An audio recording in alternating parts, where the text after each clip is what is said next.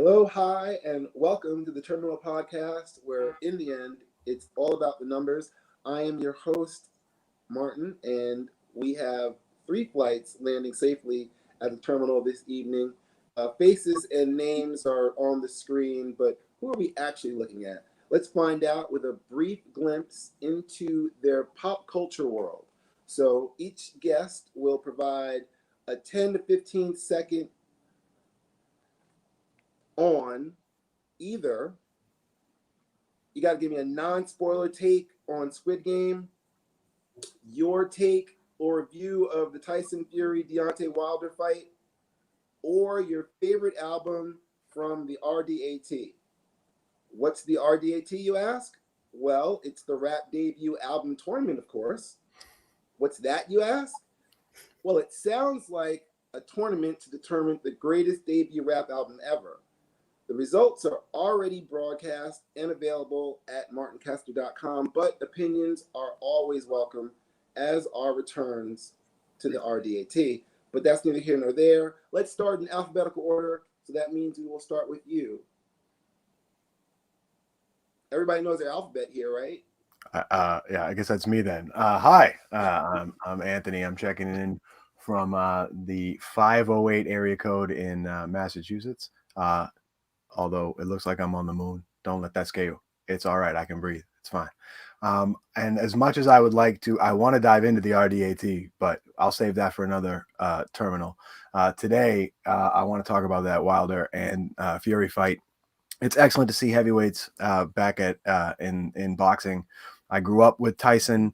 I grew up with those absolute behemoths, monsters, and heroes, and I love heavyweight fights when it's worth paying money for, even though it's an absurd amount of money these days. It's just wonderful. I'm happy to see it again. I don't need to see those two fight anymore. I've seen enough. I want to see them fight other guys now. I want to see them show some more stuff. I think Wilder grew from this fight. I think they both showed an extraordinary amount of heart, and I'm looking forward to the next heavyweight bout.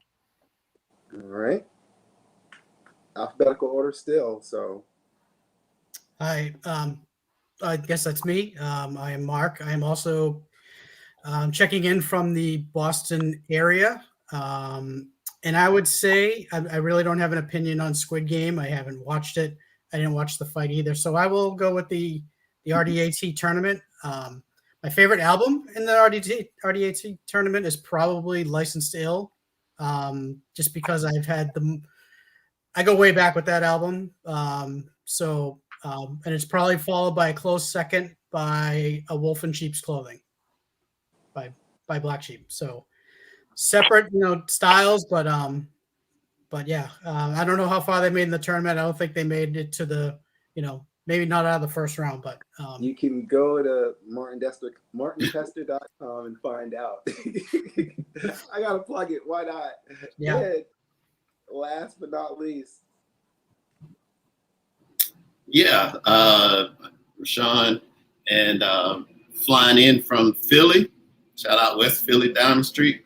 I did watch Squid Game, and it was shockingly brutal, but also with a clear message. Well, clear messages. So worth the wait. I mean, worth the watch. And yeah, all the hype is real. If you can get through episode 2, episode 1's tough, but if you can get through 2, then you pretty much have to get through the next 7. But it is a show. It is a thing that we all heard. And I said Squid Game. Everybody knew what I was talking about. Game blouses. Just those 2 words.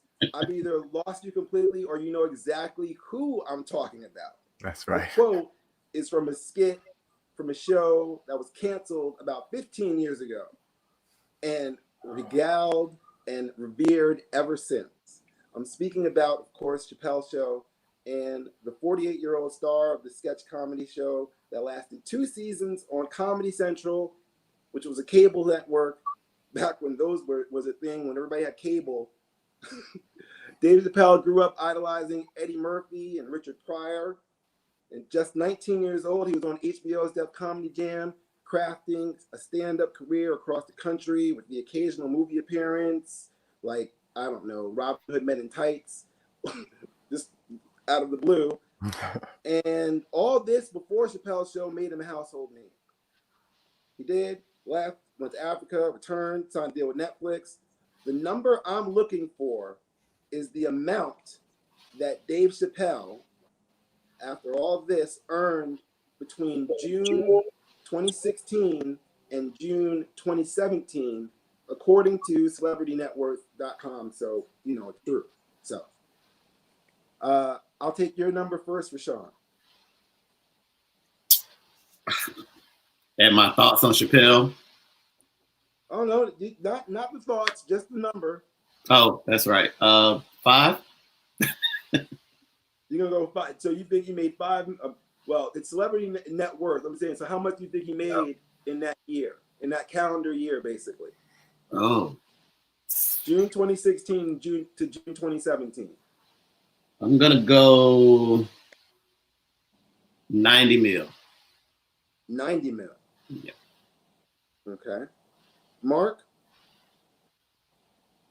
I'm probably going to be way off, but I'm going to say 20 mil.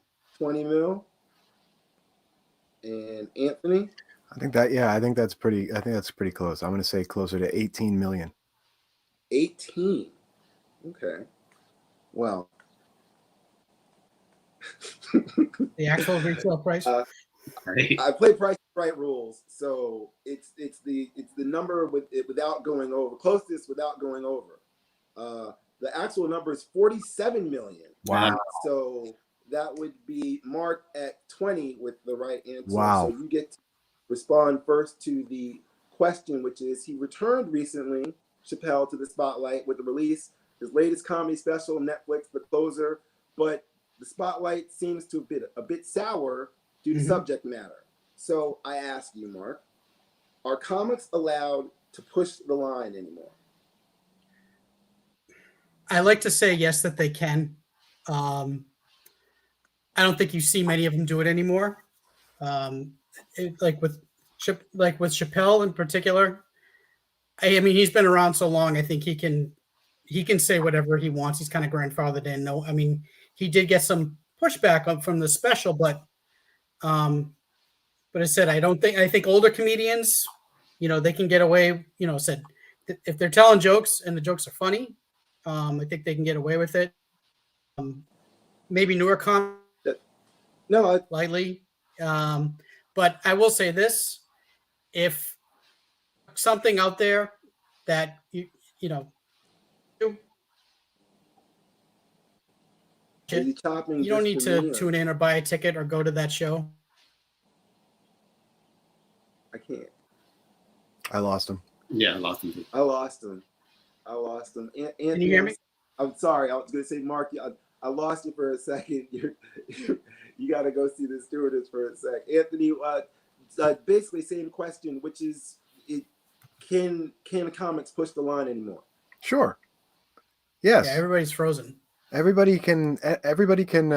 You're allowed to do whatever you want.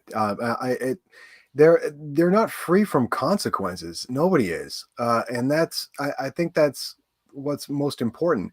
We're more online now than we ever have been. Our responses to things are instant. And our access to things is unprecedented. Like, we can just absorb these things that are going on around us and further all the way across the globe, and it's amazing. So yeah, there's no what is and what isn't allowed is always and constantly evolving. What's acceptable now is wasn't acceptable then, and what is acceptable and what isn't acceptable now is probably, you know, is going to be acceptable, may very well be acceptable as we move forward. I don't know what the limits are. Your thoughts? No, I agree. I think that comedians can push the boundaries. I think the bigger celebrity you are, the easier it is to withstand the backlash. I think younger I think Mark hit on that. Younger comedians, don't have the wherewithal or comedic clout to withstand the backlash. Whereas somebody like Chappelle, he not only got the backing of Netflix, but he has legions of fans that jump to his defense. So in the cancel culture, if you don't have the beehive, then you're in trouble.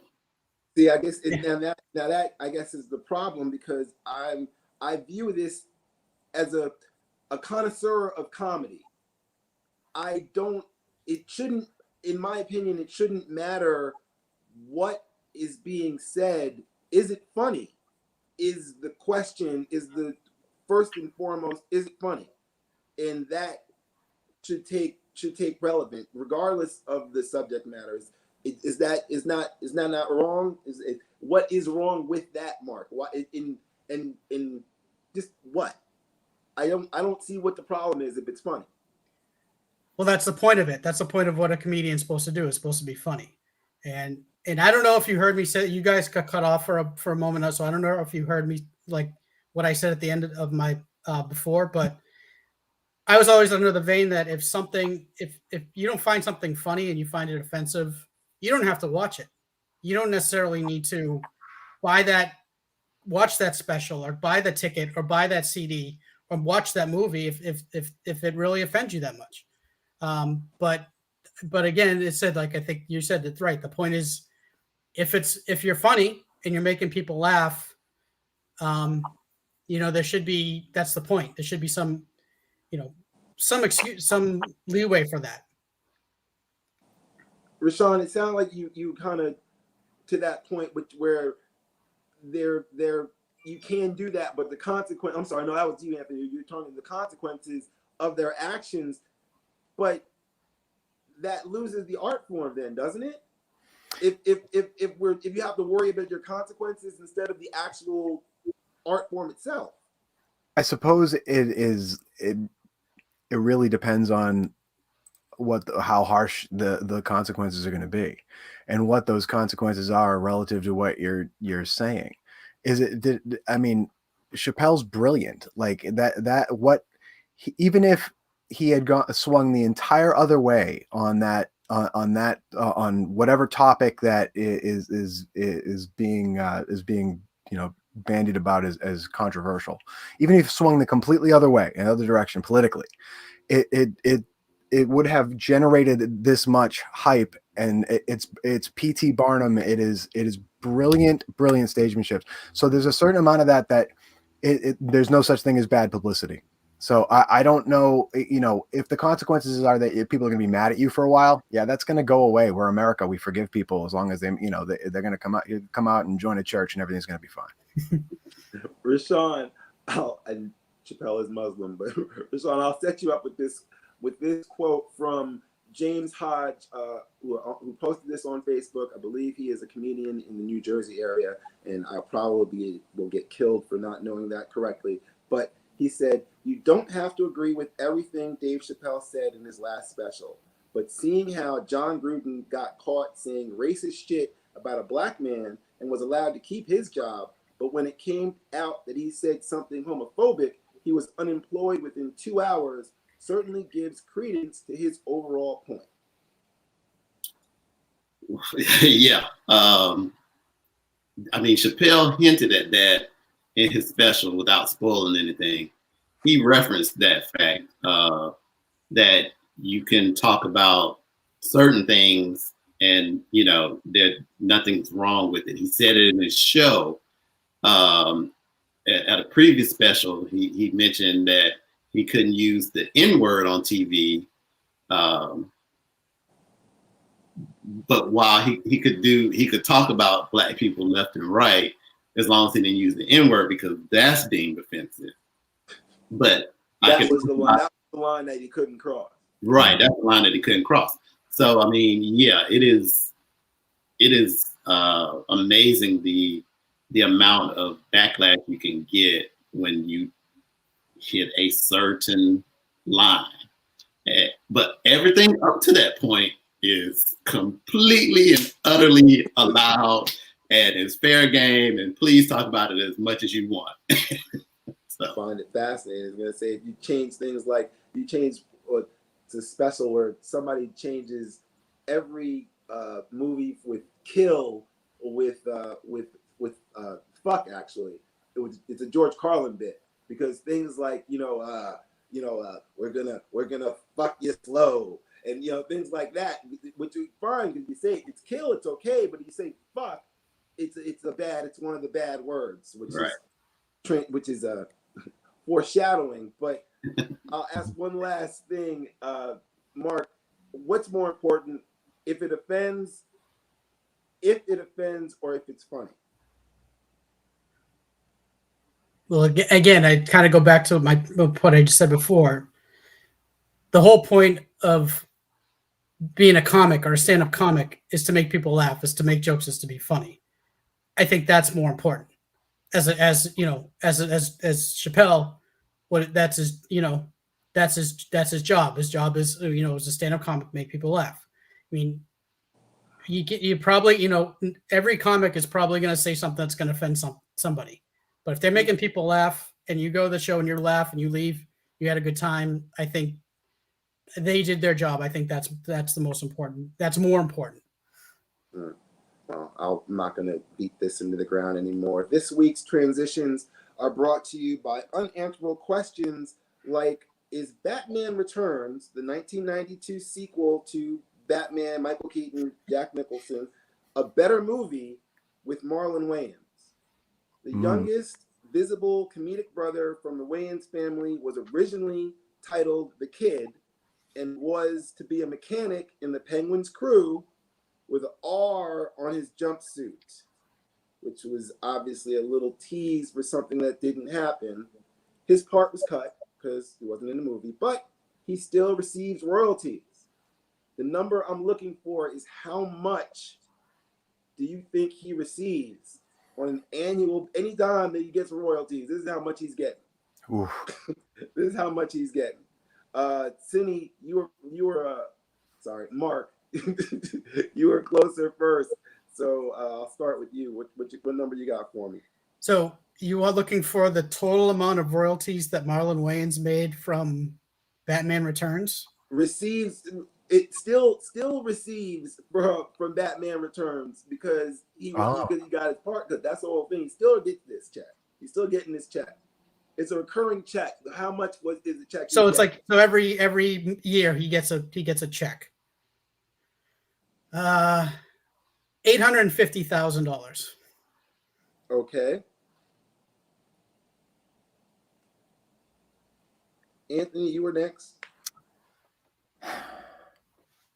$250,000.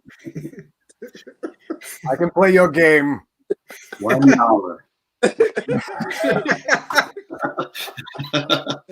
That's what I should have said. No. I'm gonna go 750K. Okay. Smack dab in the middle. All right. Well, unfortunately for Mr. Wayans, he is still Marlon Wayans, so he's still the youngest Wayans. I did mention that. It's not like it was Damon. So he's like 10K. He's getting $100,000. So it wasn't that much. So the closest would be Anthony. So you get first. There's a timeline.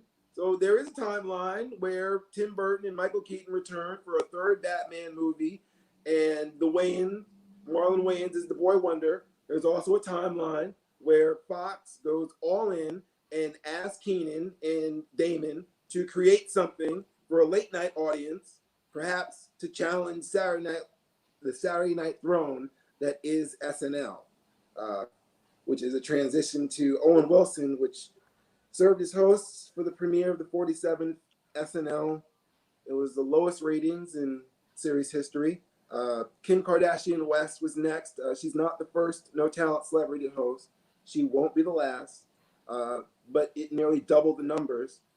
She took part in jokes on her family and dating habits. Michael Che made sure she wasn't left out with a jab during Weekend Update. But whether they're in the studio or not, is SNL the last place where comedy is actually allowed to offend their audience, offend without repercussions? God, I hope. Anthony, as hostess, you get to answer that question first. God, I hope not. No. I really hope not. I'm not a big SNL fan. I used to be back when I think it was very funny. I do I think it's important. I hate to say I'm like painfully ambivalent. I think it's important for exposure. I think it's important for young musicians. I don't really think it's great for comedy these days. Rashawn, did you watch? Have you seen? Are you an SNL fan? Well, here's my take on the SNL, whether it's relevant or not, and all that stuff. I think it has become the way that we consume things is more like I'll watch a 3-minute clip on YouTube rather than tune into the whole show.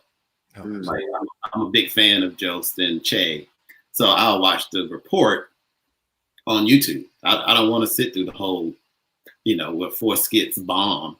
and to get to the weekend update. So, am I a fan? Yes. It's still relevant. Definitely not as much as it used to be. And I think that there are just so many outlets for comedians now where the sketch writing piece of it is almost non-existent. So. Mark, I was gonna say I know you, so I know you are a fan of SNL. Is that the original question of are they still allowed to offend? Can they still really be? Is that the last place where they can truly offend? I mean, they don't as much as they did. No, but so that's the thing. I think they could still get away with it if they did, but the days of poking fun at any like authoritarian person, like it's gone. I mean, I used to like it. I used to be a fan of it, and I think both Rashawn and Anthony made valid points. That you can watch clips on YouTube. You can watch the sketches, and the ratings are dropping because I just don't think it's not funny, and it hasn't been. I don't think it's been funny in a long time. I mean, they could get. He said they could still, probably get away with, poking fun at whoever they wanted to. They just don't do that anymore. So it's kind of lost its luster, yeah,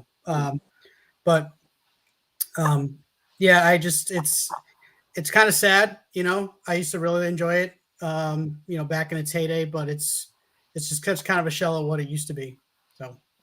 So then, since it has lost its luster, then I'll go back and play with the proposed possibility that I preached before, which is if Fox, as at that time in the early 90s, the fourth network that was when there was only broadcast TV, so there was only 3, and then Fox was 4. If Fox had decided with some success from In Living Color to go to Keenan Ivory Wayans and Damon and go, hey, you guys make something to go against SNL. Take In Living Color and make it a night show. We're going to put you on Saturday night. Anthony, do you think that could have possibly been successful? Yeah, I think it could have been, and I think even like not farther down the road, Mad TV came up and had a certain run of success there for a while too. And I think that if they had kind of they could have poached that talent like early and gotten some of those people over. I mean, Living Color was like one of my very favorite shows when I was a young man, and it was still incredibly funny to me. And I still got all the jokes, and I think being a fan of hip hop didn't hurt. Like you just went along right with it, all the music and everything. So yeah, I think they could have done it. It really had a shot. Certainly, probably the best shot. We'll see, because it's not really a network kind of thing with the late night thing, because I'm trying to think if there was another way for Arsenio, because Arsenio Hall, Rashawn, Arsenio Hall was the answer to the Tonight Show and everything like that. And it's like, could that have somehow also been added in? There was suddenly when Fox came out as the fourth network, they said, hey, we're going to tap into this whole market that everybody else doesn't seem to realize is going on and throw money at it. And would that not have worked? Would that not have, if you had Arsenio going Monday through Friday, and then Saturday night you had In Living Color. Who isn't watching that, and then everybody else mimicking it the way it goes down? No, everybody would have watched it, especially during that time frame, because Arsenio was super, super, super hot. I mean, he was holding his own for a long time there, and then to have you know, I don't know, maybe you have a couple promos saying, hey, this person is going to be on Saturday, and this person is going to be on Saturday, or you have like the musical guest on Arsenio on Monday, Saturday on this show. I think it would have been good for Fox, and I'm sure they would have recouped their money with viewership. But I do think that Saturday night is a tough place. Almost as bad as Friday night, but not quite. Because I mean, your target demographic is trying to get out of the house on Saturday night across, you know, more or less across the board. So that's true. All right. Transitions brought to you by unanswerable questions like, what do people who are born deaf hear when they think? Isn't the word Q just the letter Q followed by 4 silent letters? And where do they put the Bible in the library? Fiction or nonfiction? If you asked the host of the first episode of Saturday Night Live that question, he'd be sure to tell you fiction. But to do that, it would require a shaman or a time machine. It's unfortunate that George Carlin is no longer with us, but his influence will forever remain. The number I'm looking for is the year Mr. Carlin started his professional career. I believe, Anthony, you were first last time, so we can start with you. His professional career, like stand-up comic, or like as a performer in general, like as a professional doing, you know, professional. I would say, oh gosh, this is a complete shot in the dark. I'm going to say 1965. Okay. That's probably late. Gonna go to Mark next. Seem to have lost Rashawn for a second, but I'm gonna say a little later. I'm gonna say 1971. And I'm probably way off, but there you go, 71. Yep. Yeah, sorry, I had an internet connection. What was Anthony's answer? I know how to poach. 65. Anthony said, you've heard the question. Yes. Okay. I'm going to go. Anthony said 65. Mark said 71. I'm going to go 61. You're going to go 61. Well, all three of you are over, but Rashawn being the closest to 1956, you will be the winner, so to speak.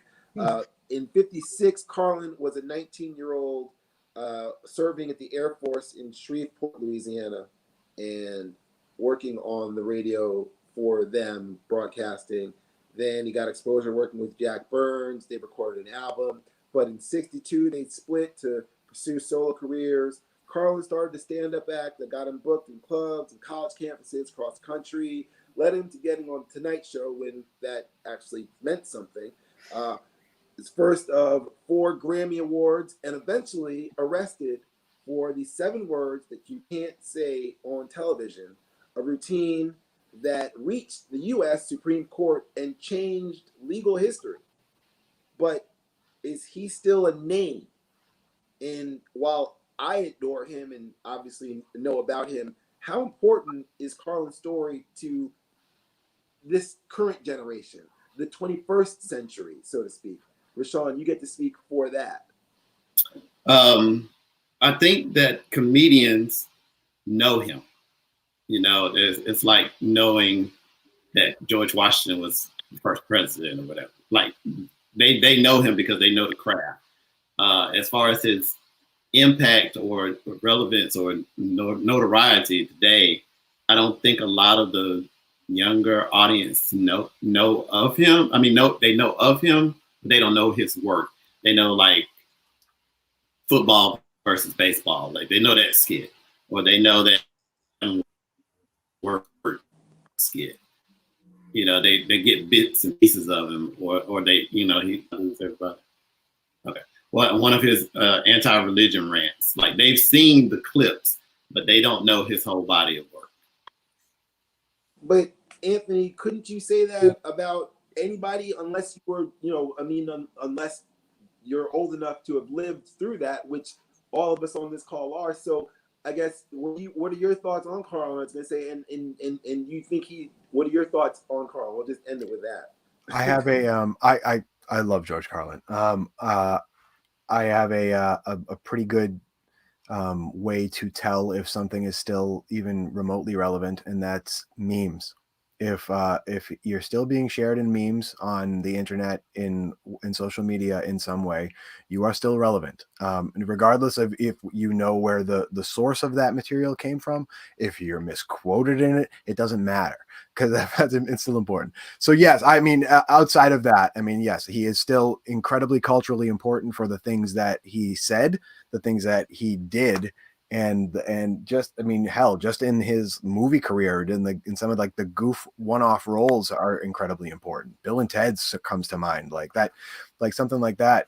You know, those things are important, and he will always be important. Yes, he is still important to comics, and I think you're right, Rashawn, that like some people just know of Carlin because he's George Washington for a lot of those guys. Right. Mark, your thoughts on Mr. Carlin?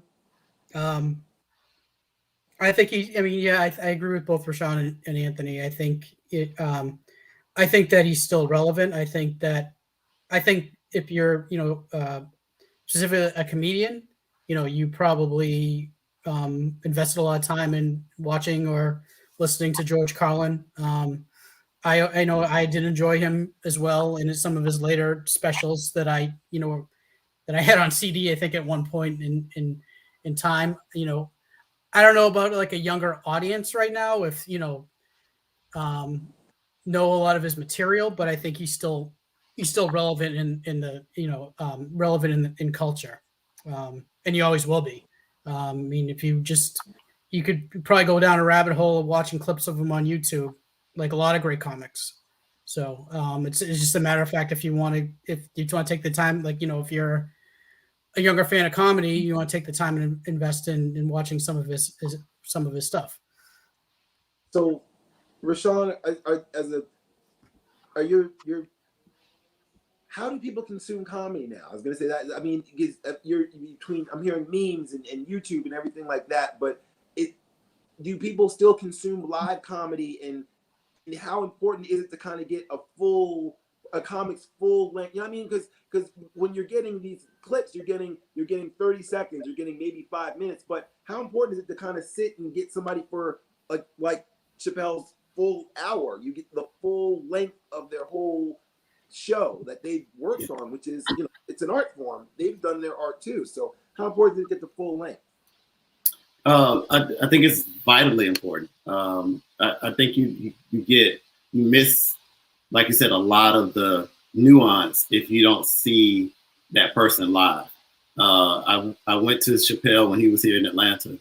Not this special, the last special. And it was great. I mean, it was like, it really was watching a master at work. Now, as far as other comedians, I frequent open mics or comedy clubs. So I will see, somebody get up there and do a type 5, as they say. But again, that's a vibe too. Like, I think that live feedback from the audience is super important, right? Because, maybe he did something with his body as he was telling the punchline that added to on a clip. You might not get that same. So yeah, it is it is important to get out and see comedy live. Anthony, when was the last time you saw a live comedian? Oh, well, geez, COVID notwithstanding, it's been a bit. It's been a bit. I haven't done a lot of live comedy recently. I've been concentrating more on music, but I have seen a ton of comics live. I've seen a ton of like live improv comedy shows. I saw, Chicago City Limits. I've seen the Improv Asylum in Boston several times. The hardest thing I've ever done is trying to do a tight five in an open mic night, and it's the most brutal thing I've ever attempted, and I'll never do it again. So I have a tremendous amount of respect for anybody that can do it. It's a brilliant performance. It's a brilliant performance art. It is absolutely vital to see it live. It's been quite a while since I've actually seen a comic, a good comic stand up. Shit, piss, fuck, cunt, cocksucker, motherfucker, and tits. Those are the original 7. Yeah. And if you go on Apple Music or whatever your musical source is, you can find those seven words you can't say on television, filthy words afterwards, and the way they all go off. Because even though it's kind of sitting there, because nowadays I feel like, all right, so obviously the compounds of the longer ones, they're still out, but really shit and piss kind of get through now, don't they? Yep. Like, yeah. And there's really, and he says it in the joke is, there's who doesn't like tits? I mean, it doesn't even sound bad. It's a nickname. Hey, tits. It sounds like that. It doesn't sound like, yeah. So anyway, well, everyone's got a fight to catch.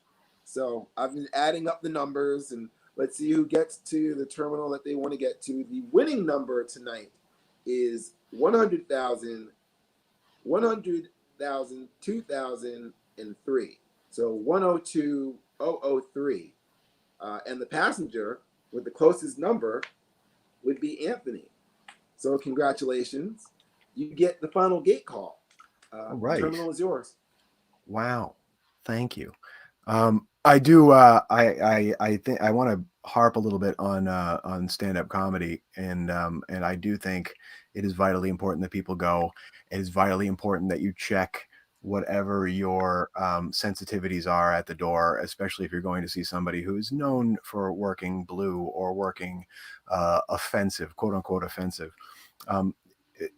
It's not about you. It's about the performance. It's about what that person is trying to accomplish on stage and how much work went into it.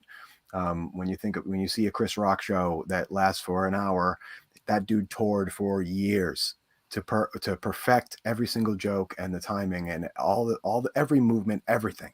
And when you throw him in front of a live, amazing studio audience or a live audience in a theater, and that they get to perform, and they feed off of that, and you get to see the ultimate craft of the final craft of a brilliant performer. And I think it's absolutely vital you see it. All right. Thank you very much. Can you describe, one last question, can you describe an argument as concluding if it finishes, but no conclusions were made?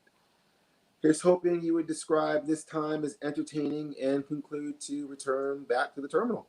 I'd like to thank my guests. Wish you all a safe flight home. Have a good evening. Good night.